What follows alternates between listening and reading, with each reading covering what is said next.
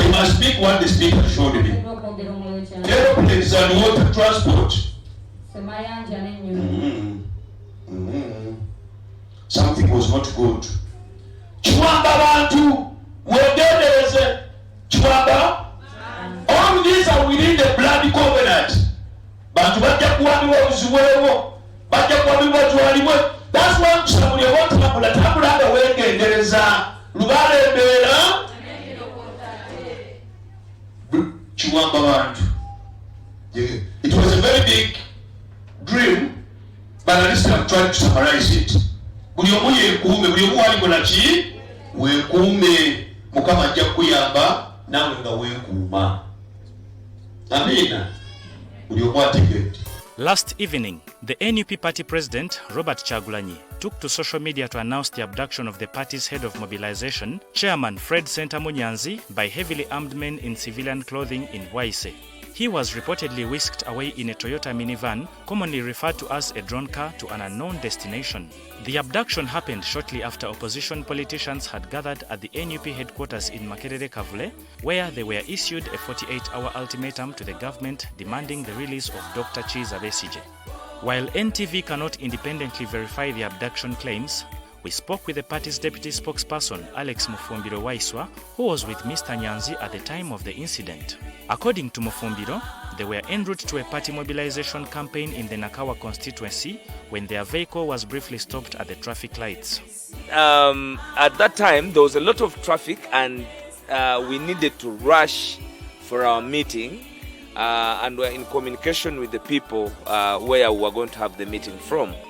So what happens is that I opened the lock of the car, but visibly we were being followed closely in the traffic by one armed goon who opened my door. And at opening my door, he cocked his gun and caught me by what we call a jack. He got me by the jack with his gun, his pistol cocked. Following a brief confrontation, the armed personnel turned their attention to Nyanzi while calling for backup from the other drone car occupants. Mufumbiro did not wait for the outcome. At that time, Chairman Nyanzi disembarks from the driver's seat out of the car, probably in my mind to come and understand why I am being arrested, because he was the one on the driving seat. Now, when he disembarks from the vehicle, this gentleman thinks of leaving me and going for Chairman Nyanzi. Remember, the gun is cocked, and I'm still seated. One leg is out. I'm still seated in the car personally.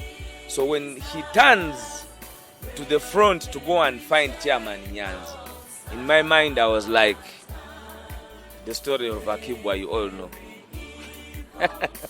I took on the Akibwa story, the great, and that helped me leave the crime scene fast as I could. The NUP is uncertain why Nyanzi was abducted, but believes he is in custody of security forces. The party leadership says it intends to pursue legal means to demand his release or presentation in court.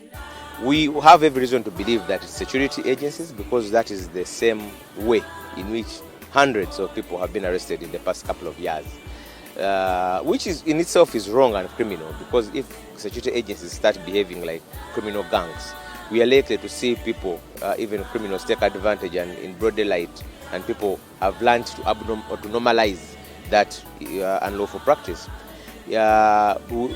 Tomorrow it will be 48 hours if the day ends without being produced, and we intend to file in court for an application for him to be produced, dead or alive.